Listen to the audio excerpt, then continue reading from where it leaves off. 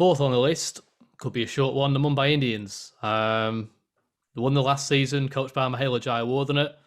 Comfortably the best side in the competition. Comfortably the best side in the competition's history. They've got pretty much all bases covered. They've got that gun top four: De Kock, Rohit, Suryakumar Yadav, Kishan. We've obviously seen those two play for India over the winter as well, and they've excelled. Kishan in the short time he got before he was injured. They've got the strong middle order and finishers, the two Pandyas, Pollard. The domestic batting depth is ridiculous. They've got the bowling attack that covers all bases.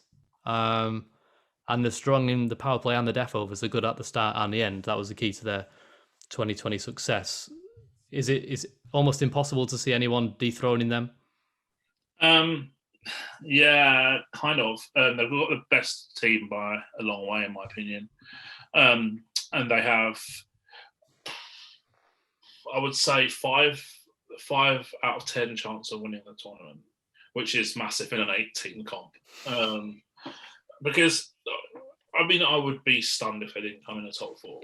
And then they might have to win a couple of 60-40s or 65-35 type matches. And that might, obviously sometimes they're going to lose their matches. Sometimes they're going to lose their matches 2 in a row if they have to play the knockout matches or whatever if they come in top 2. So it's not given that they're going to win, but I think that they're probably out of all of the IPLs in history, they've probably got the best chance in advance out of any team in any year. And that's good enough. That's fantastic for them. Slight drawback for them, you would say, perhaps, is the lack of a real high quality spinner. But I think that they've got enough to negotiate that issue. Yeah, you look at someone like Rahul Chahar and he can probably do the job when the rest of your bowling attack is comprised of Bolt, Bumrah, Hardik, who looks to be doing well now. Krunal, Pollard can chip in. Adam Milne is a nice pickup for them. Even if Nathan Coulter-Nile has to play, you still think you look at it and you look at it that Chahar will probably do a good enough job as that spinner. What do you make of Milne? Do you think good signing, a nice addition? Yeah, really good addition. I rate him really highly, and it's been a real shame that over the last sort of few years that he hasn't been fully fit a lot of the time. I think that he would be worth have gone for a lot more money at auction if he was fully fit on a regular basis over the last few years and have played a lot more. I really rate him highly. Yeah, so it's a nice pickup for MI there as well. Do you think they would go with the idea of playing Giant Yadav at all? Or do you think that's just completely unnecessary? They wouldn't need a second one in there. Giant Yadav was an off spinner. They decided to use that against Delhi last year in the knockout matches because Delhi were left-hander heavy.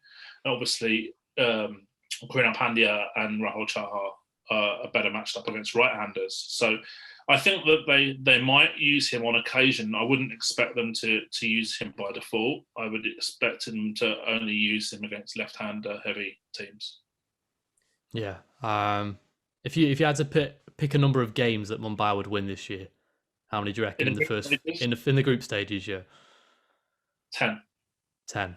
Big call.